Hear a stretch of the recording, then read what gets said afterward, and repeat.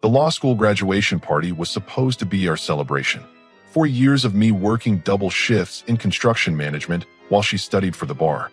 4 years of ramen dinners and skipped vacations so we could afford her tuition.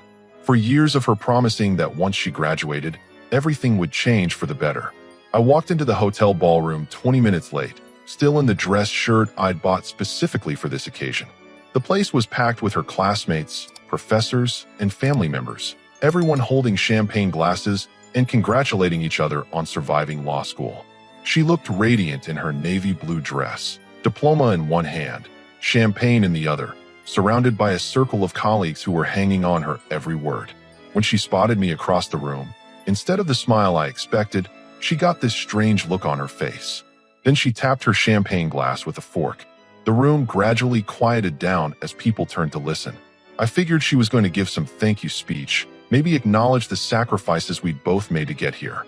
"Everyone, I have a special announcement to make tonight," she said, her voice carrying across the room with surprising confidence. I stood there smiling, thinking this might actually be the moment she'd publicly acknowledge how much I'd supported her through school. 4 years of 60-hour work weeks to cover our expenses while she focused on her studies. As of today, I'm officially divorced. The words hit the room like a physical wave. Conversations stopped mid-sentence. Someone dropped their glass. I blinked, certain I'd misheard her. "And I'd like you all to meet my fiancé, Camden." A tall guy in an expensive suit stepped forward and put his arm around her waist. I recognized him immediately. Her study partner. The one who'd been coming over 3 nights a week for the past 3 years to work on cases and review notes. The room was dead silent now. People were looking between her, Camden, and me, trying to process what was happening. We've been studying together for 3 years, and honestly, we just clicked on every level, she continued, like she was discussing the weather. Camden understands my ambitions and shares my vision for the future. We're both starting at prestigious firms next month. She raised her champagne glass. "So here's to finally upgrading to someone who matches my ambitions." The toast hung in the air awkwardly. Maybe half the room raised their glasses, mostly out of confusion. The other half just stared. I stood there for a moment, taking it all in. 4 years of sacrifice reduced to a public humiliation. 3 years of thinking Camden was just a study buddy while he was actually auditioning to be my replacement. She was looking directly at me now, probably expecting tears, begging, or at least a dramatic confrontation that would let her play the victim. Instead, I walked straight up to her. "Do you have the papers with you?" She blinked. "What? Divorce papers? You said you're officially divorced. I assume you need my signature on something." She fumbled in her purse and pulled out a manila envelope. Her hands were shaking slightly as she handed it to me. I opened it right there in front of everyone and skimmed through the documents. Standard no-fault divorce, assets divided. Her keeping most of our shared belongings since she'd be making lawyer money soon. I pulled a pen from my jacket pocket and signed every page without reading the details. The room watched in complete silence as I handed the papers back to her. "Congratulations on both graduations tonight," I said, loud enough for everyone to hear. Then I walked out of that ballroom without looking back. Behind me, I could hear the murmur of voices starting up again, probably dissecting what they'd just witnessed. Someone was asking Camden how long this had been going on. Someone else was questioning the timing of the announcement. I didn't stick around to hear the answers. As I pushed through the hotel lobby doors, I pulled out my phone and started making calls. First to my supervisor, asking for those vacation days I'd been saving up. Then to a moving truck rental company. She wanted an upgrade. Perfect. She was about to find out exactly what she'd been taking for granted all these years. The paperwork was signed. The public announcement was made. Now came the interesting part. She'd celebrate tonight with her colleagues about finally upgrading. What she didn't know was that some upgrades come with hidden costs she'd never considered. By tomorrow morning, she was going to start learning the difference between what looks good on paper and what actually works in the actual world. 3 days. That's all I gave myself to disappear completely from her life. While she was probably expecting desperate phone calls, flowers, or me showing up at her door begging for another chance, I was executing the most thorough exit strategy of my life. Friday morning started with a call to my bank. Turns out when you're the primary account holder on joint accounts, you have certain privileges. I transferred my half of our savings to a new account at a different bank, then closed the joint checking account entirely. Next call went to Cordova Property Management. Our apartment lease had an interesting detail she'd never bothered to read. The place was in my name only, a carryover from when I'd inherited some money from my grandmother and put down the security deposit before we got married. I won't be renewing when the lease expires next month, I told the property manager. What about your wife? What about her? By lunch, I had 3 more calls to make.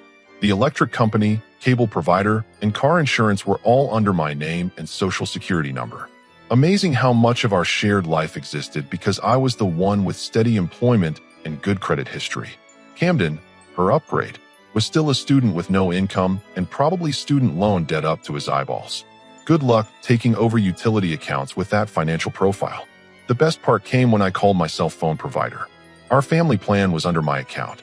I kept my number, but removed hers from the plan entirely. She'd find out when her phone stopped working, probably sometime Sunday night. Saturday was moving day. I'd rented a truck and called in a favor from 2 coworkers who helped me load everything that actually mattered. My tools, my grandmother's furniture that she'd always complained took up too much space, my vinyl record collection, and my clothes. I left behind the expensive stuff she'd picked out, the designer coffee table, the artwork she'd chosen, the fancy dinnerware we'd registered for at our wedding. All of it stayed, mostly because I genuinely didn't care about any of it. She could keep her upgrades. I was traveling light. The job situation worked out better than I'd hoped. A construction company in Denver had been trying to recruit me for 8 months. They were building a major commercial complex and needed someone with my experience in project management. I'd always turned them down because she was settled here, finishing law school, building her network. Now that she'd decided to upgrade her personal life, I was free to upgrade my professional one. The salary bump was substantial, $68,000 a year, plus benefits, plus relocation assistance. In Denver, that money went a lot further than it did here. Sunday evening, I was loading the last box into my truck when my phone buzzed with the first text from her number. We need to talk. I deleted it without responding. Monday morning brought a series of increasingly frantic messages from different numbers. Probably Camden's phone, then borrowed phones from friends. This is ridiculous. You can't just disappear. We're adults. We can discuss this rationally. Each message got deleted immediately. If she had something important to say, she could put it in writing through her lawyer. She was graduating law school, after all. She should understand how communication worked in legal separations. The drive to Denver took 14 hours. I stopped once for gas and coffee, then pushed straight through to my new life. Tuesday afternoon, I was standing in my new apartment, completely bare except for my boxes and my grandmother's rocking chair by the window. The place was smaller than what we'd shared, but it was entirely mine. My phone had been silent for 6 hours. Either she'd figured out her number was disconnected, or she was starting to understand that some bridges burn completely when you light them yourself. Wednesday morning started with orientation at my new job. The site supervisor showed me the blueprints for the project, a mixed-use development that would take 18 months to complete. Real work with genuine challenges, the kind of career growth opportunity I'd been putting on hold while supporting her academic ambitions. That evening, I was unpacking my vinyl collection when I got curious about what was happening back home. A quick check of social media showed she'd posted exactly nothing since graduation night. Usually she documented everything, but apparently public humiliation at your own party isn't the kind of content that gets likes.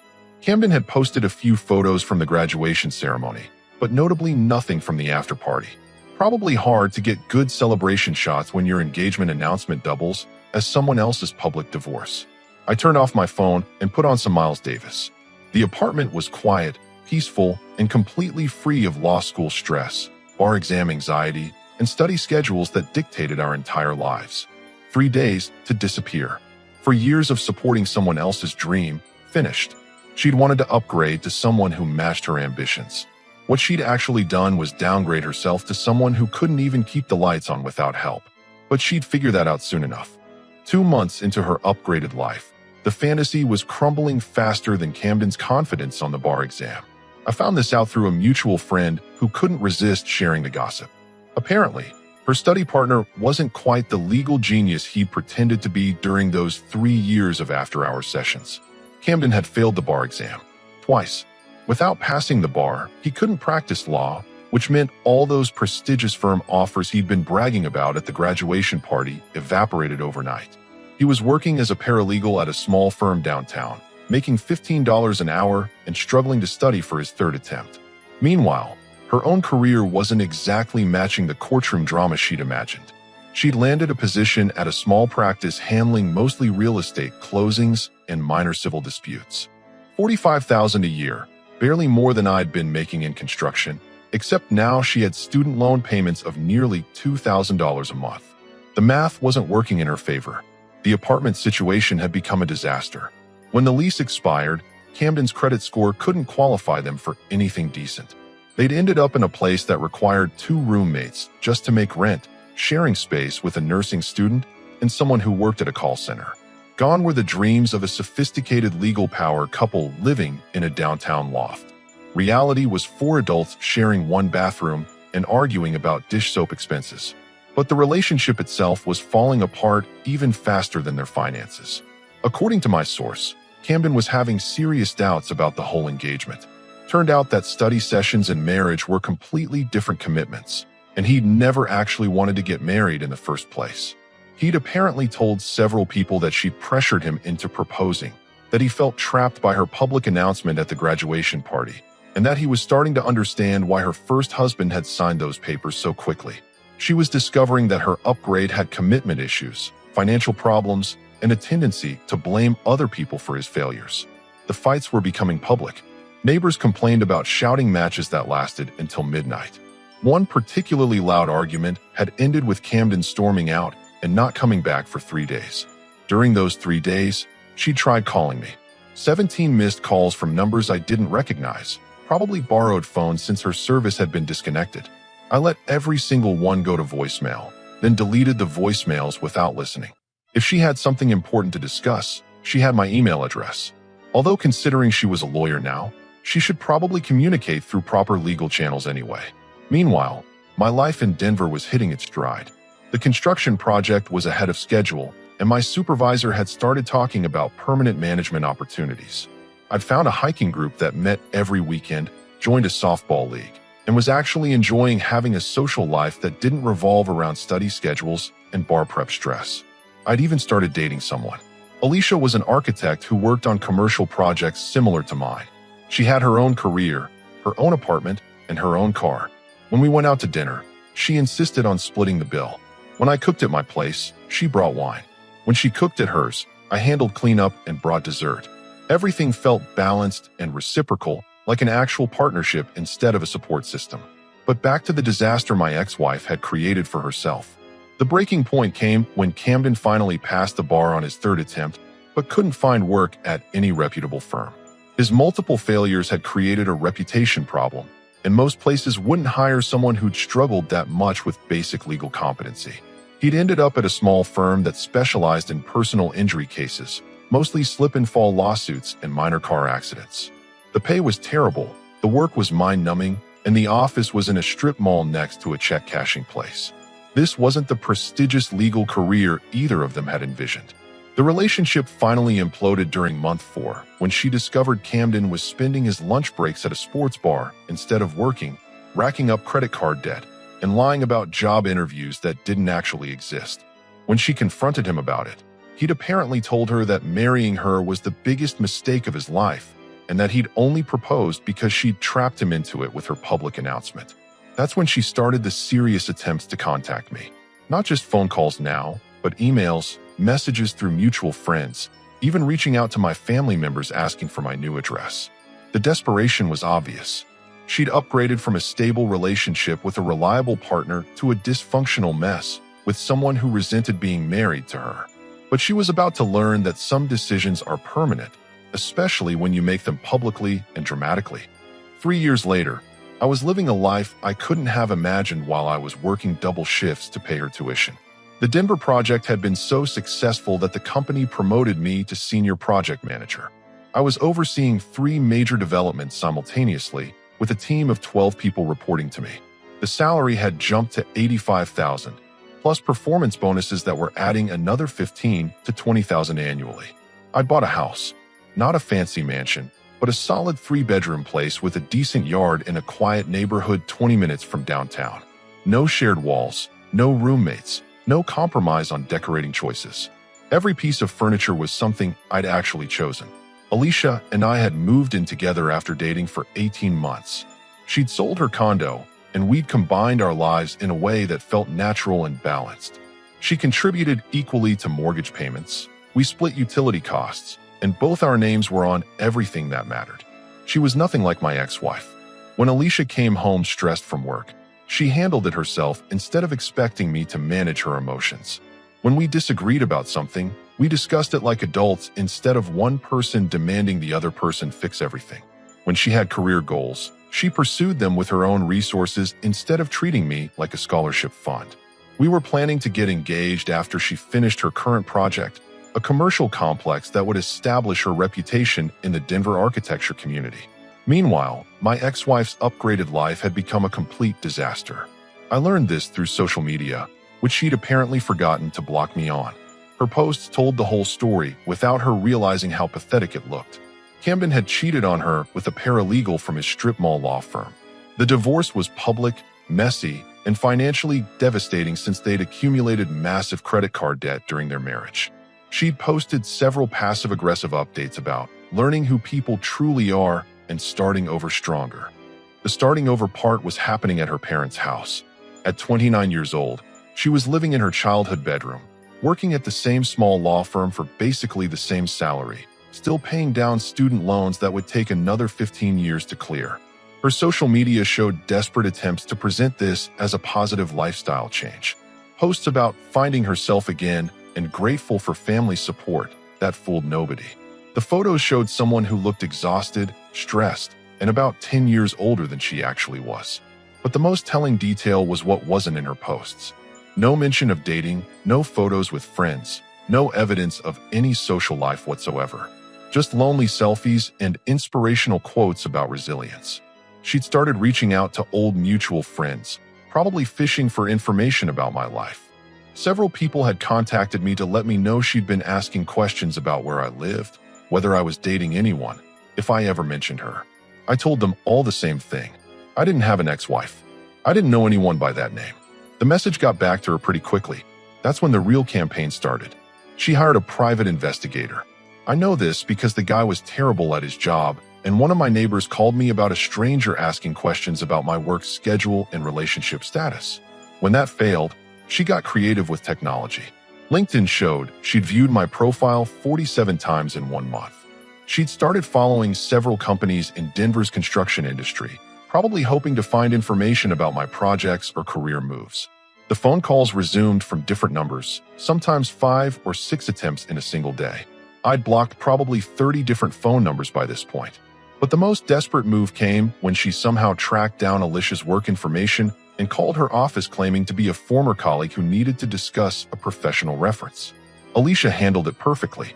She listened to the whole story, said she'd pass along the message, then hung up and told me exactly what had happened. "Your ex-wife called my office today," she said over dinner. "She wanted me to know that you two had unfinished business and that she was hoping we could all have a mature conversation about moving forward." "What did you tell her?" "That I'd never heard of her and that you don't have any unfinished business with anyone." This was exactly why Alicia was perfect for me. No drama, no insecurity, no desire to get involved in ancient history. She understood that some chapters of life are closed permanently, but my ex-wife was about to escalate her efforts even further. The holiday season brought a new strategy. She started sending cards and letters to my house, probably thinking that physical mail would be harder to ignore than electronic communication. Each envelope went straight into the trash, unopened. Then she tried showing up at my workplace. That's when I realized she'd crossed from desperate into dangerous territory, and it was time to involve law enforcement. The workplace visit happened on a Tuesday morning in March. I was reviewing blueprints with my team when our receptionist called my direct line. "There's a woman here claiming to be your sister," she said. "Says there's a family emergency, and she needs to speak with you immediately." I knew immediately who it was. "What does she look like?" The description matched perfectly. My ex-wife had driven 1,200 miles to Denver and was sitting in our lobby, spinning some story about urgent family business. "Tell her I'm out of state on a project for the next 2 weeks," I said. "Take her contact information and let her know someone will call her back." Should I actually call her back? No. An hour later, my supervisor called with an update.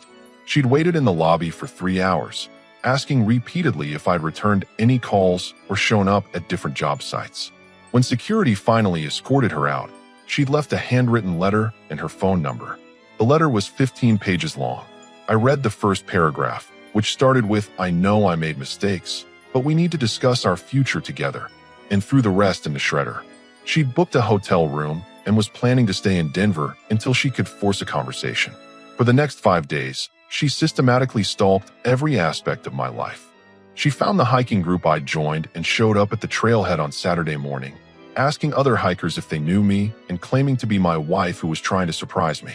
One of my hiking buddies called to warn me, "Dude, there's some woman here with your photo on her phone, saying you two are married and she's planning a surprise reunion. Seemed pretty desperate. If she approaches you again, you've never heard of me." Sunday brought a new strategy. She'd parked outside my house and was approaching neighbors, showing them the same photo and asking about my schedule. Mrs. Watkins from across the street called to let me know about the suspicious activity. "That woman has been sitting in her car since 7 this morning, stopping everyone who walks by and asking personal questions about you."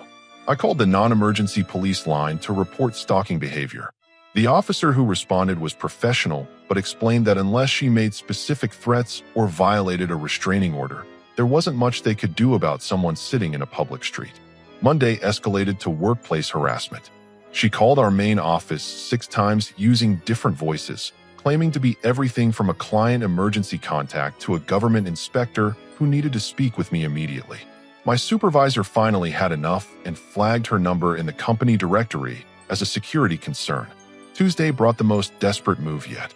She somehow got Alicia's home address and was waiting outside her office building when Alicia left for lunch. "Are you Alicia McKinney?" she'd asked. Alicia, being smarter than I probably deserved, immediately understood what was happening and called me from her car. "Your ex-wife just ambushed me outside my office. She wants to have coffee so we can discuss your relationship like mature adults." What did you tell her? That I'd never heard of her and that if she contacted me again, I'd call the police. That evening, I found her sitting in her rental car outside my house again. This time, I decided to end it permanently. I walked straight to her car and tapped on the window. When she rolled it down, her face lit up like she thought this was finally her chance for the conversation she'd been chasing. "We need to talk," she started. "No, you need to listen." I cut her off. "You're going to drive to the airport, get on a plane, and never contact me or anyone in my life again." I drove 1,200 miles to stalk me, harass my girlfriend, and lie to my coworkers. "You're lucky I'm not having you arrested." She tried a different approach. "I know I hurt you, but people change. I've learned from my mistakes, and I want to." "You want to what? Get back together? Start over? Have closure?" She nodded eagerly. "Here's your closure. You made your choice 4 years ago in front of a room full of people. You announced your upgrade, got what you wanted, and discovered it wasn't what you expected. That's not my problem to solve." Her face crumpled. "But I realize now that You realize now that Camden was a disaster. Your career isn't what you thought it would be, and living with your parents at 29 isn't the upgrade you'd planned. So now you want to downgrade back to me." She was crying openly now. "That's not fair. Fair would have been honoring our marriage instead of publicly humiliating me. Fair would have been discussing problems before cheating for 3 years. Fair would have been treating me like a partner instead of a financial support system." I pulled out my phone and showed her the screen. "I'm calling the police if you're not gone in 60 seconds. Your choice is whether you leave as someone seeking closure or someone getting arrested for stalking." She started her car and drove away. The next morning, I filed for a restraining order. The paperwork was straightforward, and I had plenty of documentation of her escalating behavior. But I also did something else that would end this permanently. I bought an engagement ring. The restraining order was served while she was still in Denver. She'd extended her hotel stay, probably thinking persistence would eventually break down my resistance. Instead, she got a visit from the sheriff's department and a court order to stay at least 500 feet away from me, my home, my workplace, and my girlfriend. I proposed to Alicia 2 weeks later at the summit of Mount Evans. She said yes before I'd finished asking the question. We planned the wedding for September, a small ceremony in downtown Denver with close friends and family. Nothing elaborate, just the people who'd supported us through the relationship and wanted to celebrate our future together. The engagement announcement ran in the Denver Post's weekend edition, complete with our photo and details about the upcoming ceremony. I made sure to use both our full names and mention our professions. She found it within hours. My phone exploded with calls from blocked numbers, private numbers, and numbers I didn't recognize. 237 missed calls over the next 3 days. I didn't answer any of them. The voicemails started desperate and became increasingly unhinged. Please just call me back. We need to talk about this. You can't be serious about marrying someone you barely know. I've been trying to reach you for months. Why won't you just give me 5 minutes? She's not right for you. You know I'm the one who understands you. I'll do whatever it takes to prove I've changed. I saved every voicemail as evidence, but never listened to them completely. The first few seconds told me everything I needed to know. The final confrontation came on a Saturday morning in June. I was loading supplies into my truck for a home renovation project when I heard someone call my name. She was standing on the sidewalk, probably having waited there for hours. She looked terrible, like she'd been crying for weeks and sleeping in her car. I got the restraining order, she said, but I needed to see you one more time. You're violating a court order by being here. I know, but I'm desperate. I'll go to jail if that's what it takes to make you understand how much I regret what happened. I pulled out my phone and started dialing 911. Then go to jail. Wait, please, she said, stepping closer. Just give me 5 minutes. After that, I'll disappear forever. I lowered the phone, but didn't put it away. 5 minutes. I made the biggest mistake of my life when I chose Camden over you. I know that now. He was immature, unreliable, and everything fell apart exactly like you probably knew it would. You're right. I didn't know it would. So you understand why I'm here. You understand why I need you to forgive me and give us another chance. I looked at her for a long moment. You think I'm here because I'm still hung up on you, aren't you? I'm here because you're trespassing on my property. This is my house. Alicia and I bought it together last year. Her face went white. Bought it. You're living together. We're getting married in 3 months. The words hit her like a physical blow. She actually staggered backward. But the engagement was just announced. You barely know her. I've known her for 3 years. We've been together longer than your entire relationship with Camden lasted. She was crying now, ugly, desperate sobs. This isn't how this was supposed to go. How was it supposed to go? You show up, apologize for publicly humiliating me and cheating for 3 years, and I gratefully take you back? We had history together. We had plans. You had plans. I had delusions about what our marriage actually meant to you. I reached into my truck and pulled out an envelope I'd prepared weeks ago. This is for you, I said, handing it to her. She opened it with shaking hands. Inside was a wedding invitation with both our names printed in elegant script, along with the date and venue information. I want you to understand something, I said. I'm not just moving on from you. I moved on completely years ago. The life I'm building has nothing to do with the life we had together. She stared at the invitation like it might disappear if she blinked hard enough. Alicia knows about you. She knows about our marriage, our divorce, and your recent attempts to contact me. She's not threatened by you because she understands something you never did. What's that? That when someone chooses you every day instead of just keeping you around until something better comes along, it creates a completely different kind of relationship. She crumpled the invitation in her fist. I chose you. I married you. You kept me. There's a difference. You kept me around to pay for law school and provide stability while you figured out your actual preferences. The minute you thought you'd found something better, you discarded me publicly. I pulled out a second envelope. This is a restraining order extension. Any further contact from you, direct or indirect, becomes a felony. That includes showing up here, calling my work, contacting my family, or approaching Alicia. Her voice was barely a whisper. Will you ever forgive me? I forgave you 3 years ago. That's how I was able to move on completely.